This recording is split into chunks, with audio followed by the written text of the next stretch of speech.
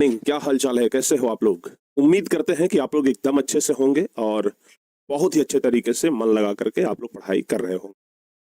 प्यारे बच्चों, हम लोग इतिहास में हिंद चीन में राष्ट्रवाद चैप्टर पढ़ रहे थे और आज हम लोग 5वां क्लास में पहुंच गए हैं। यानी कि इसके पहले ऑलरेडी हम इस चैप्टर में ना 4 क्लास ले चुके हैं। तो प्यारे बच्चों, आज हिंद चीन में राष्ट्रवाद चैप्टर का 5वां क्लास होगा। पिछले 4 क्लास में ना हम आप लोगों को हिंद चीन के बारे में ही पढ़ाए हैं। पिछले 4 क्लास में सिर्फ और सिर्फ हिंद चीन के बारे में पढ़ाए हैं, जिसमें हम आप लोगों को यही पढ़ाए कि किस तरीके से फ्रांस एक तो सबसे पहले हिंद चीन पे कब्जा कर लिया। दूसरी बात, ये द्वितीय विश्व युद्ध के बाद क्या हुआ कि फ्रांस बार बार प्रयास किया कि हम दोबारा हिंद चीन पर कब्जा कर लें, लेकिन किसी तरीके से 1945 ईस्वी में हिंद चीन आजाद हो जाता है। बताए थे ना बाबू, हिंद चीन आजाद हो जाता है, ठीक है। लेकिन आजादी के बाद ही, जब हिंद चीन आजाद हुआ, उसके बाद ही प्यारे बच्चों ये वियतनाम जो है वो 2 हिस्सों में बंट जाता है, उत्तरी वियतनाम और दक्षिणी वियतनाम। जहां उत्तरी वियतनाम का शासक चुना गया हो ची मिन्ह को, वही दक्षिणी वियतनाम का शासक चुना गया बाओ दाई को। तो ये सब तो हम आप लोगों को बता दिए थे और फाइनली हम आपको ये भी बता दिए थे कि आराम से अब दोनों देश बट गया, यानी वियतनाम जो है वो 2 देश में बट गया। अब उत्तरी वियतनाम और दक्षिणी वियतनाम बन गया। दक्षिण वियतनाम का शासक बाओ दाई, जिसको कि अमेरिका उकसा रहा था, जिसको कि अमेरिका भड़का रहा था उत्तरी वियतनाम से लड़ने के लिए, ठीक है ना। ये सब प्यारे बच्चों हम आप लोगों को अच्छे तरीके से बता दिए थे। आज हम लोग देखेंगे लाओस में गृह युद्ध। आज हम लोग लाओस में गृह युद्ध देखेंगे कि आखिर लाओस में गृह युद्ध कैसे हुआ। प्यारे बच्चों, जब जेनेवा समझौता हुआ था 1954 ईस्वी में, तो उस समय लाओस भी आजाद हो गया था, ठीक है ना। एकदम अच्छे तरीके से समझिएगा कि लाओस में गृह युद्ध कैसे हुआ। आज हम लोगों का जो टॉपिक है ना बाबू, यह टॉपिक का ही नाम है लाओस में गृह युद्ध। वियतनाम के बारे में तो पूरा पढ़ा दिए, अब हम लोग पढ़ रहे हैं लाओस के बारे में। लाओस में गृह युद्ध, आखिर लाओस में गृह युद्ध कैसे हुआ, जरा ये समझिए। सबसे पहले आपको हम एकदम शुरुआत से ले चलते हैं बाबू। 1954 ईस्वी कौन सा समझौता हुआ था, बताइए। 1954 ईस्वी में कौन सा समझौता हुआ? तो 1954 ईस्वी में जेनेवा समझौता हुआ, ठीक है ना। जेनेवा समझौता हुआ 1954 ईस्वी में एक समझौता हुआ जिसका नाम पड़ा जेनेवा समझौता। और जेनेवा समझौता के तहत प्यारे बच्चों लाओस स्वतंत्र हो गया, ठीक है ना। जेनेवा समझौता के तहत लाओस स्वतंत्र हो गया। जेनेवा समझौता के तहत लाओस क्या हो गया? स्वतंत्र हो गया। तो 1954 ईस्वी में जब जेनेवा समझौता हुआ तो लाओस जो है वो स्वतंत्र हो गया और लाओस में भी संसदीय व्यवस्था कायम हो गई। लाओस की जो राजनीति है वो पूरी तरीके से 3 सौतेले भाई थे, उनके अगल बगल में घूमते रहा, ठीक है ना। लाओस की राजनीति 3 सौतेले भाई के अगल बगल घूमते रहा। कहिएगा कैसे सर, बताते हैं अभी। तो प्यारे बच्चों, हम ये भी लिखेंगे कि लाओस की राजनीति, एक तो पहला चीज ये याद रखिएगा, दूसरा ये याद रखिएगा कि लाओस की राजनीति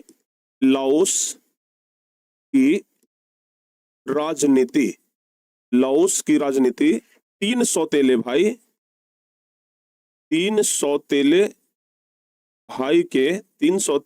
के इर्द गिर्द घूमती रही,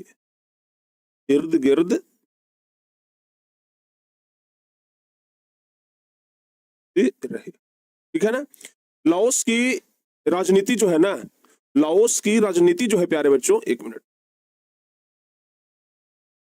लाओस की राजनीति जो है वह 3 सौतेले भाई के इर्द गिर्द घूमते रहा। कौन था यह तीनों सौतेला भाई? लाओस जब आजाद हुआ ना तो सौतेला भाई था जिसका नाम था सुबर्णफूमा। पहला जो सौतेला भाई था जिसका नाम था सुबर्णफूमा, ध्यान रखिएगा। पहला जो सौतेला भाई था जिसका नाम था सुबर्णफूमा। दूसरा भाई जिसका नाम था सुबर्णबोंग। क्या नाम था बाबू? सुबर्णबोंग। क्या नाम था? सुबर्णबोंग। और जो अगला भाई था जो तीसरा भाई था उसका नाम था भूमि नौसवान। क्या नाम था बाबू? भूमि नौसवान। भूमि नौसवान। तो लाओस की जो पूरी राजनीति है यही तीनों के बीच घूमते रहा। कहिए सर कैसे? यही कभी शासक बन जाए तो फिर कभी शासक बन जाए, कभी दोनों शासक बन जाए तो ये विद्रोह कर दे तो फिर ये दोनों हट जाए, कभी शासक बन जाए। तो लाओस की ये जो राजनीति है ना, लाओस की जो राजनीति है यही तीनों के इर्द गिर्द घूमता रह गया। अब जरा अच्छे तरीके से समझिएगा कि किस तरीके से ये तीनों के इर्द गिर्द में घूमते रहा। 1954 ईस्वी में तो जेनेवा समझौता के तहत लाओस तो आजाद हुआ। 1955 ईस्वी में लाओस में चुनाव हुआ और सुवर्ण फूमा के नेतृत्व में सरकार बना। प्यारे बच्चों 1955 ईस्वी में, समझिएगा 1955 ईस्वी में सुवर्ण फूमा जो था वो सरकार बना, ये शासक बना लाओस का। जब 1955 ईस्वी में चुनाव हुआ तो वहां का शासक कौन बना? सरकार किसका बना? तो 1955 ईस्वी में जब लाओस में चुनाव हुआ तो सुवर्ण फूमा के नेतृत्व में सरकार बना।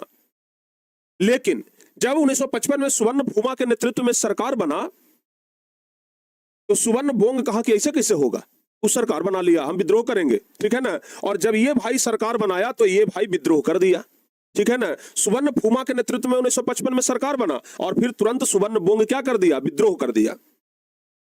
इसी तरीके से ये दोनों भाइयों में समझौता हुआ, ठीक है ना। किसी तरीके से ये दोनों भाइयों में समझौता हुआ और ये समझौता कब हुआ? 1957 ईस्वी में। 1957 ईस्वी में ये दोनों भाई के बीच समझौता हुआ कि देख मेरे भाई ऐसे ना कर, ठीक है ना, समझौता कर ले, ठीक है ना, आओ तुम भी सरकार में शामिल हो जाओ, तुमको भी सरकार में शामिल कर लेते हैं, दोनों मिल करके सरकार चलाएंगे, लेकिन ऐसे ना करो, विद्रोह मत करो, ठीक है ना। तो सुवर्ण फूमा जब पहले सरकार बना, सुवर्ण फूमा का जब सरकार बना तो सुवर्ण बोंग क्या कर दिया? विद्रोह कर दिया। और जब विद्रोह कर दिया तो सुवर्ण फूमा कहा कि आ जाओ भाई दोनों मिल करके सरकार चलाएंगे, तुम काहे रूसल रहोगे, ठीक है ना, तुम रूसल रहोगे, मैं मनाता रहूंगा तो फिर दिक्कत है। तो इसलिए अब दोनों मिल गया, अब दोनों मिल करके क्या किया? सरकार चलाना शुरू कर दिया, ठीक है ना।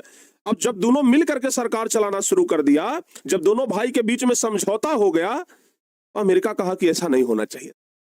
अमेरिका कहा कि यार ये क्या हुआ, ये तो मिल गया दोनों अपने में, ये तो भारी दिक्कत हो गया, कि जब तक दोनों लड़ल था तब तक तो ठीक था, ये दोनों अपने में क्या हो गया? मिल गया। अमेरिका कहा कि अब ऐसे नहीं, षड्यंत्र करना पड़ेगा। अब षड्यंत्र करके फिर दोनों को क्या करते हैं? लड़ाते हैं, ठीक है ना। अब क्या किया कि अमेरिका कुछ कूटनीति चाल चला और ये दोनों को लड़ा दिया, और जब दोनों को लड़ा दिया तो भाई दोनों के दोनों सरकार से हट गया और अंत में 1960 ईस्वी में, समझिएगा 1960 ईस्वी में सरकार ये बना लिया भूमि नौसवान। सुवर्ण फूमा की जगह सरकार कौन बना लिया? भूमि नौसवान बना लिया। समझिएगा जरा ध्यान से, कितना इंटरेस्टिंग कहानी है। सबसे पहले सरकार बनाया सुवर्ण फूमा लाओस में, 1955 ईस्वी में चुनाव हुआ और सुवर्ण फूमा के नेतृत्व में सरकार बन गया। अब जब सुवर्ण फूमा के नेतृत्व में सरकार बन गया तो दूसरा का भाई कहा कि अब ऐसे नहीं चलेगा, विद्रोह कर दिया। विद्रोह कर दिया तो 1957 में सुवर्ण फूमा को, सुवर्ण बोंग को साथ में मिलाना पड़ा। तो अब ये दोनों मिल करके सरकार चलाने लग गया। जब दोनों मिल गया तो अमेरिका को अच्छा नहीं लगा, अमेरिका षड्यंत्र करने लग गया। अमेरिका षड्यंत्र करके दोनों को हटाया शासक से, और शासक किसको बना दिया? भूमि नौसवान। यानी कि अब लाओस में 1960 ईस्वी में भूमि नौसवान की शासन आ गई, ठीक है ना। लेकिन भूमि नौसवान का भी शासन लंबा नहीं चल पाया, बेचारा मुश्किल से मुश्किल कितना, 3 महीना, 3 महीना ही यह शासन कर पाया। कितना शासन कर पाया? सिर्फ 3 महीना, सिर्फ 3 महीना यह शासन कर पाया और उसके बाद वहां तख्ता पलट हो गया। तख्ता पलट कहने का मतलब पुलिस, ये सैनिक का शासन आ गया। और उस समय कैप्टन कांगली बाबू वहां का क्या था? मेन सैनिक का हेड था। तो कैप्टन कांगली ने क्या कर दिया? घोषणा कर दिया कि अब यहां क्या रहेगा? सैन्य सरकार बनेगा। किसने घोषणा किया? कैप्टन कांगली ने, ठीक है ना, ध्यान रखिए। किसने घोषणा किया? तो कैप्टन कांगली, कैप्टन कांगली ने यह घोषणा कर दिया, कैप्टन कांगली ने यह घोषणा कर दिया कि अब क्या रहेगा? सैन्य सरकार आएगा। और कैप्टन कांगली ने प्यारे बच्चों सैन्य सरकार लेकर के आ गया। कैप्टन कांगली क्या लेकर के आ गया? सैन्य सरकार लेकर के आ गया। अब भाई तीनों के तीनों भाई एक जगह मिला, कहा कि हो गया अस्थिर है, हम तीनों लड़ते रह गए, फायदा उठा लिया ही कैप्टन कांगली, बताओ। तो ये तीनों भाई अब मिल गया, ठीक है ना। तीनों भाई मिला, कहा कि देख भाई हमने तीनों आपस में लड़ते रहेंगे, भले सौतेला क्यों ना हो, लेकिन अगर अपने में लड़ जाएंगे तो फिर दिक्कत है। ये तो कैप्टन कांगली जो है भाई अपना काम कर लिया है, ठीक है ना। जब तीनों भाई विचार किया कि हाँ हम तीनों आपस में लड़ झगड़ रहे हैं ना, इस वजह से दिक्कत हो रहा है, तो तीनों भाई मिल गया और तीनों भाई मिल करके कैप्टन कांगली को हटा दिया। ठीक है ना, तीनों भाई मिलकर के पूरा ताकत लगाया और कैप्टन कांगली फिर से हट गया वहां पर।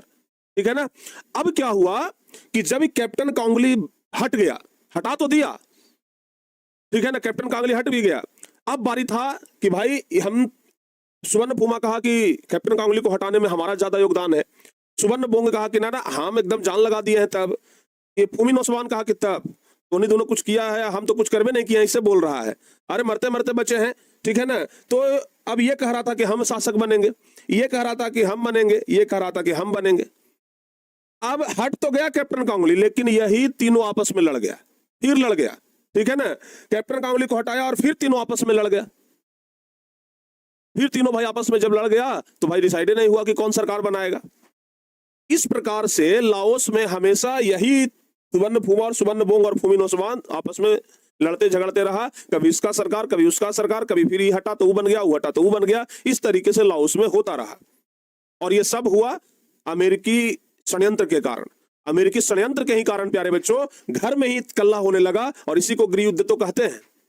ठीक है ना, लेकिन अंत में 1975 ईस्वी आया और 1975 ईस्वी आते आते हिंद चीन क्षेत्र क्या हो गया, आजाद हो गया। ठीक है ना, तब जाकर के शांति स्थापित हुई। तो लाओस में कुछ इस तरीके से प्यारे बच्चों उतार चढ़ाव होते रहा। ठीक है ना, लाओस में कुछ इस तरीके से क्या होते रहा, उतार चढ़ाव होते रहा। सारे बच्चों को समझ में आ गया? सारे बच्चों को समझ में आया ना, मजा आ गया ना?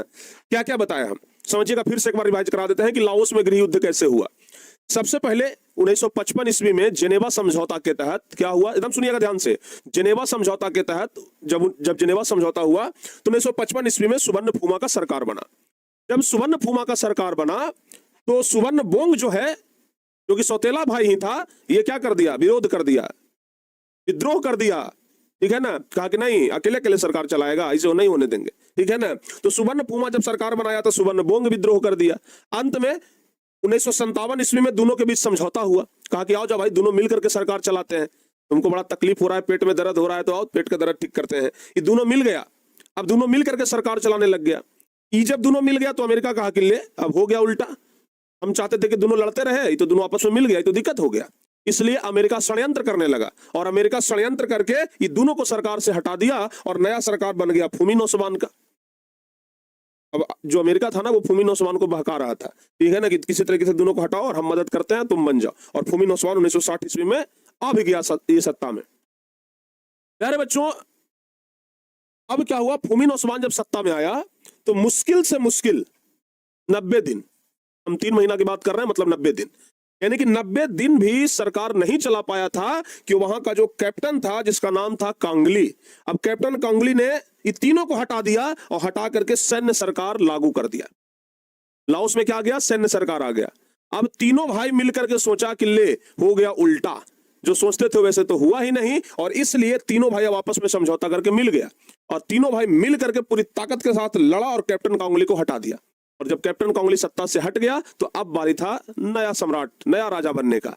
प्यारे बच्चों, ये तीनों फिर से अपने में लड़ गया। ये कहा कि हम बनेंगे, ये कहा हम बनेंगे, ये कहा हम बनेंगे, ये कहा कि हम जान लगा दिए, ये कहा कि हम जाने दे दिए, ये कहा करे देह में खून कहां बचा है, सब तो सुखा दिए ये सबको हटाने में। तो इस तरीके से ये तीनों जो है आपस में ही लड़ते झगड़ते रह गया और फिर जाकर के अंत में प्यारे बच्चों अमेरिका के षड्यंत्र के कारण गृह युद्ध हुआ लाओस में। लेकिन अंत में 1975 ईस्वी में अमेरिकी सैनिक जब वापस गया तब जाकर के लाओस में शांति स्थापित हुई। तो कुछ इस तरीके से कहानी है लाओस की। समझ में आ गया बाबू? जल्दी से बताइए, यहां तक सारे बच्चे को क्लियर है? यहां तक सारे बच्चे को क्लियर है तो एक बार जल्दी से बता दीजिए कि यस सर समझ में आ गया है।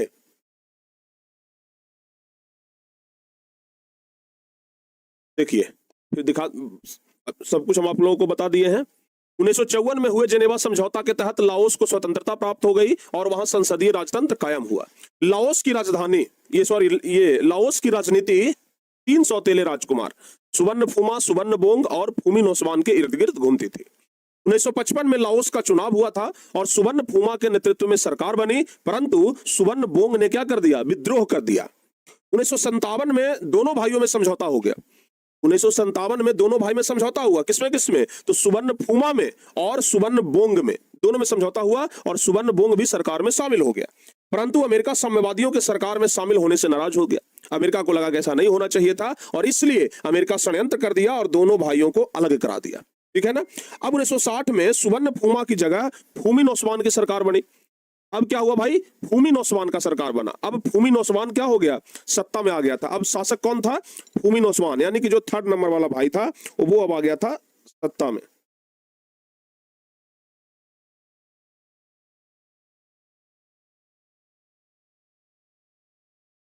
ठीक है ना। तो अब सत्ता में कौन आ गया था, फूमी नौसवान। लेकिन महज 90 दिन के बाद, यानी कि लगभग 3 महीने के बाद क्या हो गया, तख्ता पलट हो गया और कैप्टन कांगली ने सैन्य सरकार स्थापित कर दिया। बताया ना भी, कैप्टन कांगली आ गया।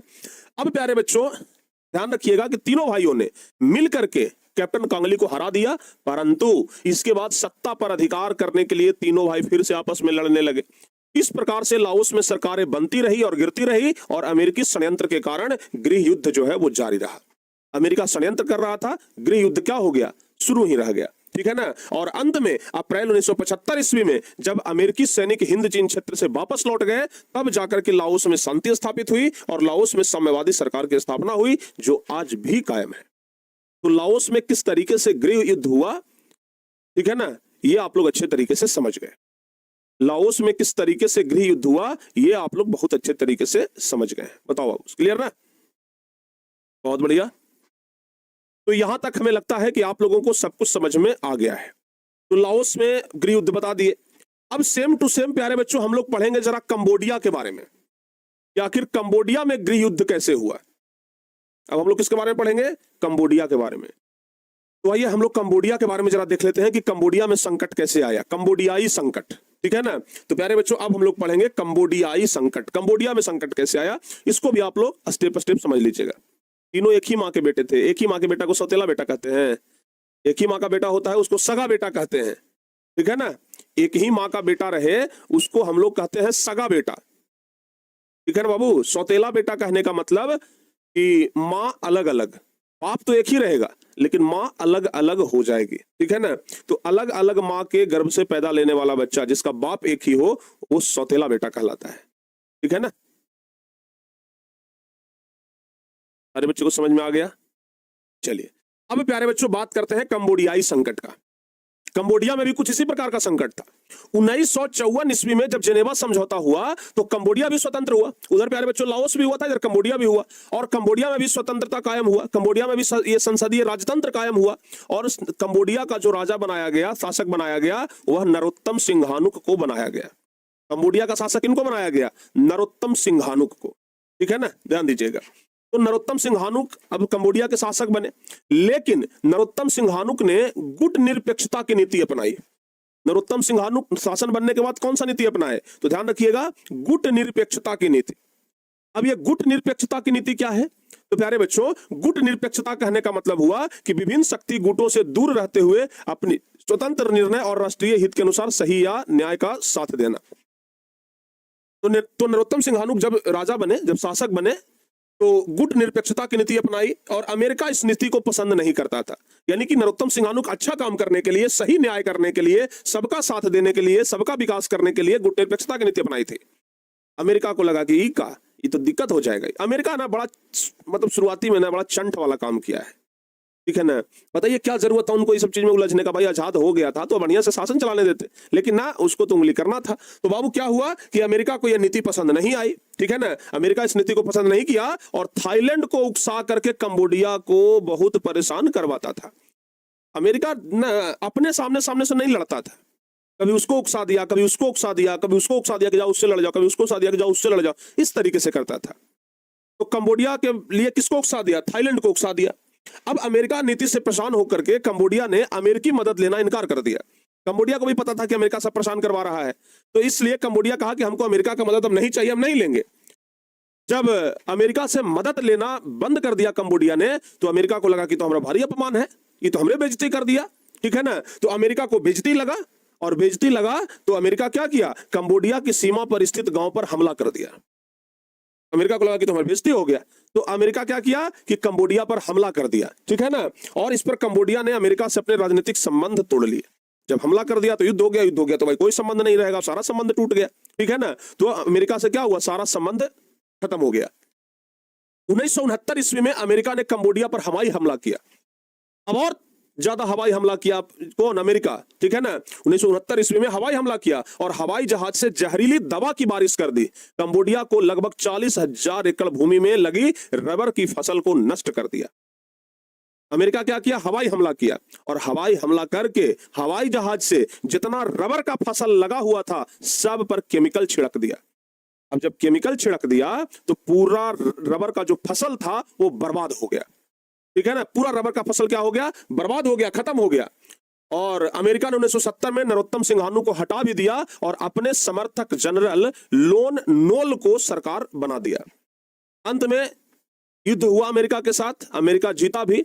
अमेरिका जो है वो नरोत्तम सिंघानू को कुर्सी पर से हटा दिया कि भाई हटो, ठीक है ना, हटो वहां से, ठीक है। और नरोत्तम सिंघानू जो है वो क्या किया? कुर्सी से हट गया।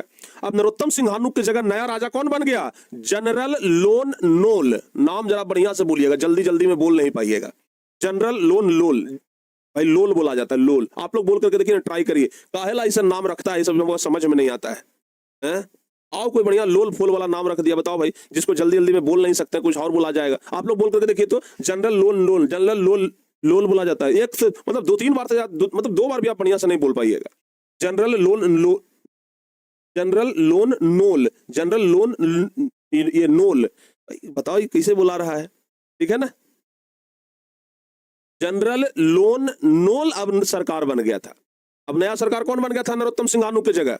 नरोत्तम सिंघानू की जगह अब नया सरकार इल्लोल बन गया। लोल हम इसको कहते हैं, लोल, लोलवा, ठीक है ना। तो इल्लोलवा जो है ना अब नया शासक बन गया था, ठीक है ना। तो अमेरिका के समर्थन से ये शासक बना लोल आदमी, ठीक है। इसके बाद नरोत्तम सिंघानू और जनरल लोलवा के बीच में, ठीक है ना, युद्ध शुरू हो गया। नरोत्तम सिंघानू भी शासन से हट गया था, सत्ता पर से इसको अमेरिका हटा दिया था, राजा बन गया था लोन, ठीक है ना। तो अब ये दोनों के बीच में युद्ध हो गया। कहा गया तू हमरा हटा दिया, छोड़ेंगे नहीं तोरा। दोनों के बीच में युद्ध हो गया और नरोत्तम सिंघानू को वियतमिन और वियतकांग का समर्थन प्राप्त था। नरोत्तम सिंघानू को किसी दूसरे देश का समर्थन मिला, वियतमिन और वियतकांग का, और जबकि जनरल लोल की मदद अमेरिका कर रहा था। लोलवा का मदद अमेरिका कर रहा था, ठीक है ना। लोल का मदद कौन कर रहा था? अमेरिका। और नरोत्तम सिंघानू का मदद वियतमिन और वियतकांग कर रहा था, 2 देश। अप्रैल 1975 में अमेरिकी सेना के हिंद चीन क्षेत्र में वापसी के बाद नरोत्तम सिंघानू पुनः कंबोडिया के राष्ट्राध्यक्ष बन गया। 1975 ईस्वी में बताएंगे एक घटना घटा है, माइली गांव की घटना, और उस माइली गांव की घटना के बाद अमेरिका वाला अपना सैनिक वापस बुला लिया था पूरे हिंद चीन से। तो 1975 में जब अमेरिकी सैनिक वापस लौट गया तो नरोत्तम सिंघानू फिर से कंबोडिया के राष्ट्राध्यक्ष बन गए और जनरल लोल जो है वो अमेरिका भाग गया। अंत में क्या हुआ? लोलवा को अमेरिका भागना ही पड़ गया, ठीक है ना। और नरोत्तम सिंघानू ने 1978 में राजनीति से संन्यास ले लिया और 2012 में उनकी मृत्यु हो गई। अभी 2012 में उनकी मृत्यु हुई है, 12-15 साल पहले। तो प्यारे बच्चों, 1978 में राजनीति से संन्यास लिया। ये क्वेश्चन परीक्षा में पूछ देता है कि नरोत्तम सिंघानू ने राजनीति से संन्यास कब लिया। तो नरोत्तम सिंघानू ने राजनीति से संन्यास लिया 1978 ईस्वी में, ये आप लोग ध्यान रखिएगा। तो इस तरीके से कंबोडिया का सत्ता भी लगभग हिलते डोलते रहा, कभी ये कभी वो, कभी ये कभी वो। इस तरीके से प्यारे बच्चों कंबोडिया का भी सत्ता जो है ना वो हिलते रहा। सारे बच्चों को समझ में आ गया? कंबोडिया का भी जो सत्ता है वो स्थायी नहीं रहा। कंबोडिया का सत्ता भी एक जगह पे नहीं टिका, कंबोडिया का सत्ता भी हिलते डोलते रहा, ठीक है ना। और अंत में जाकर के कंबोडिया भी स्वतंत्र हुआ 1975 ईस्वी में। तो लाओस के बारे में बता दिए, कंबोडिया के बारे में बता दिए। अब बारी आती है वियतनाम का। वियतनाम, जहां पर कि अमेरिका जैसा लतखोर देश वियतनाम को भी कम परेशान नहीं किया, बहुत परेशान किया। अब हम लोग देखेंगे कि वियतनाम को कैसे परेशान किया। तो प्यारे बच्चों अब हम लोग पढ़ते हैं वियतनामी गृह युद्ध, ठीक है ना। लाओस में गृह युद्ध पढ़ लिए, कंबोडिया में गृह युद्ध पढ़ लिए, और लाओस में भी और कंबोडिया में भी दोनों जगह पर गृह युद्ध किसके कारण हुआ? लाओस में भी और कंबोडिया में भी दोनों जगह गृह युद्ध किसके कारण हुआ? अमेरिका के कारण। दोनों जगह गृह युद्ध अमेरिका के कारण हुआ। अब वियतनाम पढ़ेंगे और वियतनाम में भी अमेरिका के कारण ही गृह युद्ध होगा। आइए प्यारे बच्चों देखते हैं कि वियतनाम में कैसे हुआ अमेरिका के कारण गृह युद्ध, ठीक है ना। अब हम लोग पढ़ेंगे वियतनामी गृह युद्ध के बारे में, जरा ध्यान से समझिएगा। उत्तरी और दक्षिणी वियतनाम की जनता एकीकरण के पक्ष में थी। आपको तो इतना तो बता दिए थे कि वियतनाम जो है वो 2 भागों में टूट गया, उत्तरी वियतनाम और दक्षिणी वियतनाम। लेकिन वहां की वियतनाम की जनता चाहती थी ना कि एक हो जाए। वियतनाम की जनता चाहती थी कि अलग अलग ना हो, उत्तरी वियतनाम दक्षिणी वियतनाम दोनों क्या हो जाए? एक हो जाए। और जल्द से जल्द चुनाव कराना चाहते थे, दोनों एक हो जाए और जल्द से जल्द चाहती थी कि चुनाव हो। अमेरिका को डर था कि एकीकरण के बाद वियतनाम पूर्णतः साम्यवादी खेमे में चला जाएगा। अमेरिका को क्या डर था? अमेरिका को डर था कि एकीकरण के बाद वियतनाम जो है वो संपूर्ण रूप से साम्यवादी खेमा में चला जाएगा, और ऐसा वह किसी कीमत पर होने नहीं देना चाहता था। अमेरिका चाहता था कि पूंजीवादी बना रहे तो ठीक है, साम्यवादी होगा तो वही गड़बड़ हो जाएगा। अमेरिका हमेशा से साम्यवादी का मतलब विरोधी रहा है, पूंजीवाद का समर्थक रहा है, और पूंजीवाद अमीरों के लिए होता है, साम्यवाद गरीबों के लिए होता है। ठीक है ना? आप लोग पढ़े होंगे ना कि साम्यवाद कार्ल मार्क्स लेकर के आया था, दूसरा चैप्टर में पढ़ाए थे। तो हमेशा से अमेरिका जो है ना वो साम्यवाद का विरोध करते आया है, और यहीं पर फिर साम्यवाद का विरोध कर रहा था। 1955 में अमेरिका ने बाओ दाई की जगह, जब उत्तरी वियतनाम और दक्षिणी वियतनाम जब अलग अलग हुआ था, तो उत्तरी वियतनाम का शासक बना था हो ची मिन्ह। याद करिए, उत्तरी वियतनाम का शासक कौन बना था? हो ची मिन्ह बना था। और दक्षिणी वियतनाम का शासक कौन बना था? बाओ दाई बना था।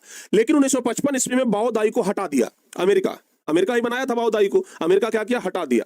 और अमेरिका हटा दिया बाओ दाई को, और हटा करके नया राजा बनाया। किसको नया राजा बनाया? न्यो दिन दियम। फिर से आ गया डिफिकल्ट नाम। ठीक है ना? नया राजा किसको बनाया? न्यो दिन दियम। यानी कि प्यारे बच्चों ध्यान रखिएगा, बाओ दाई की जगह अब नया राजा कौन बन गया था? न्यो दिन दियम बन गया था, जो कि एक तानाशाह था, जो मन में आता था सो करता था। ठीक है ना? और तानाशाही के कारण इसने चुनाव कराने से इनकार कर दिया। कहा कि अब चुनाव नहीं होगा, हम बन गए तब बन गए, अब हटे उठेंगे नहीं, हटने में बड़ी दिक्कत है। ठीक है ना?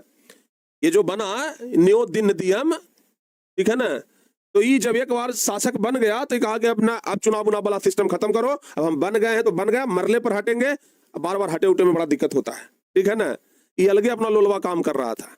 समझ में आ गया कि नहीं आ गया? तो इसने क्या किया? चुनाव कराने से इनकार कर दिया, और उत्तरी वियतनाम में वियत मिन और दक्षिणी वियतनाम में वियत कांग जैसे राष्ट्रीय मुक्ति सेना का गठन किया गया, और गृह युद्ध जारी रहा।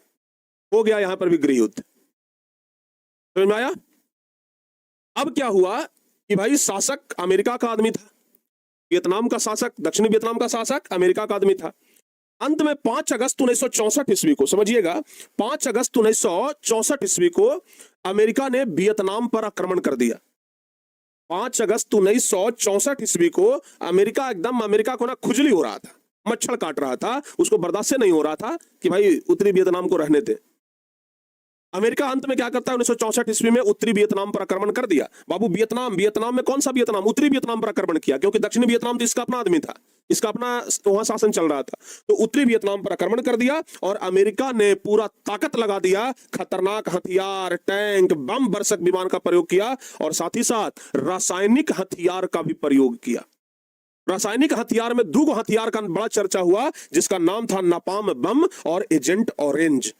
ठीक है ना? तो नापाम बम और एजेंट ऑरेंज जैसे ये रासायनिक हथियार का प्रयोग करके अमेरिका जो है वो उत्तरी वियतनाम को एकदम बर्बाद ही करना चाहता था कि उत्तरी वियतनाम को एकदम नक्शे से खत्म कर दिया जाए। ठीक है ना? तो ये जो 2 हथियार है बाबू, एजेंट ऑरेंज और नापाम बम, इसके बारे में परीक्षा में भी सवाल आता है कि एजेंट ऑरेंज और नापाम बम है क्या। ठीक है ना? परीक्षा में भी सवाल आता है, क्योंकि अमेरिका जो है वो अपना पूरा ताकत लगा दिया है उत्तरी वियतनाम को खत्म करने के लिए, और उत्तरी वियतनाम में शासन किसका है? हो ची मिन्ह का।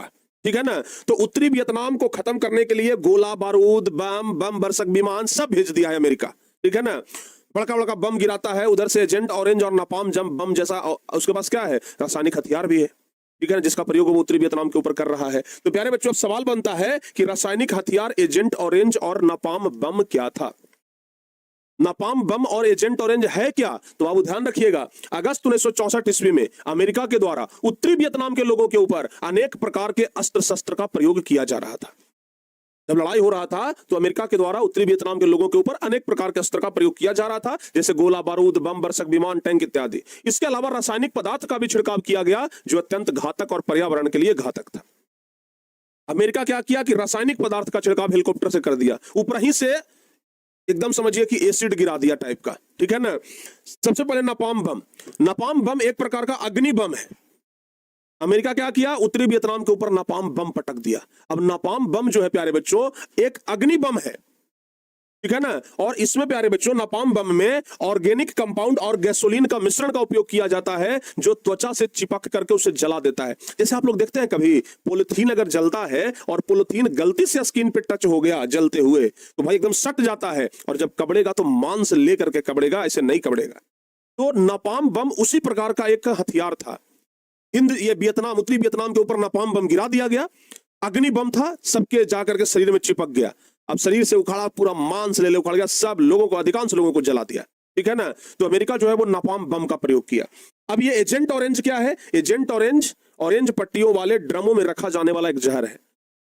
ठीक है ना। एजेंट ऑरेंज इसका नाम इसलिए पड़ा क्योंकि ऑरेंज ड्रम में रखा जाता था। ठीक है ना। ऑरेंज पट्टियों वाले ड्रम में रखा जाता था, एक जहर था।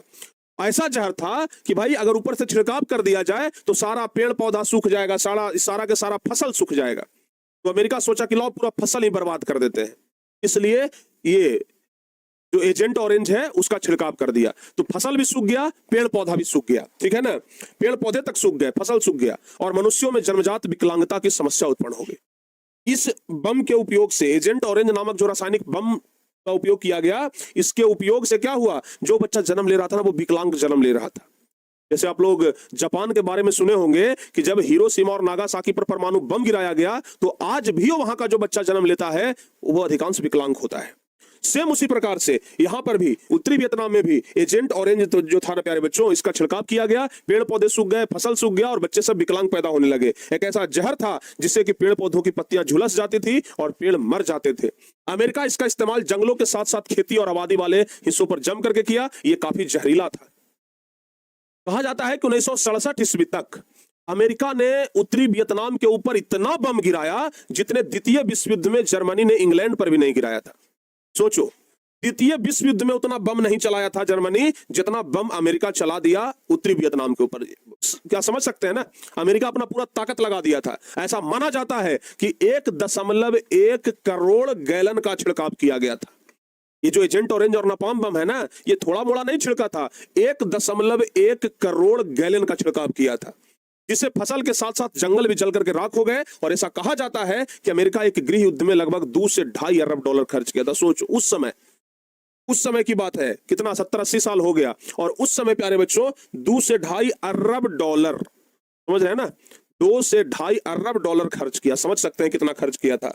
और इसमें डाइऑक्सीजन पदार्थ का प्रयोग किया गया था जो शरीर में कैंसर रोग उत्पन्न करता है। इसके प्रभाव के कारण कई वर्षों तक वियतनाम में जन्म लेने वाला बच्चा विकलांग पैदा हुआ। तो आप समझ सकते हैं कि अमेरिका जो है वह किस तरीके से प्यारे बच्चों पूरा दम लगा दिया था। ठीक है ना। अमेरिका किस तरीके से पूरा दम लगा दिया था, ये आप सोच सकते हैं। तो कुल मिलाकर के आप लोगों ने देखा कि भाई चाहे लाओस हो, चाहे कंबोडिया हो, चाहे वियतनाम हो, अमेरिका सबको परेशान किया है। ठीक है ना। अमेरिका, हम लोग सोचते हैं कि खाली अंग्रेज लोग परेशान करता है सबको, अमेरिका वाला कम परेशान किया है जी। बताओ, ऐसा ऐसा बम मारा है कि बेचारा का सबका त्वचा जल गया वियतनाम में, सबको कैंसर हो गया।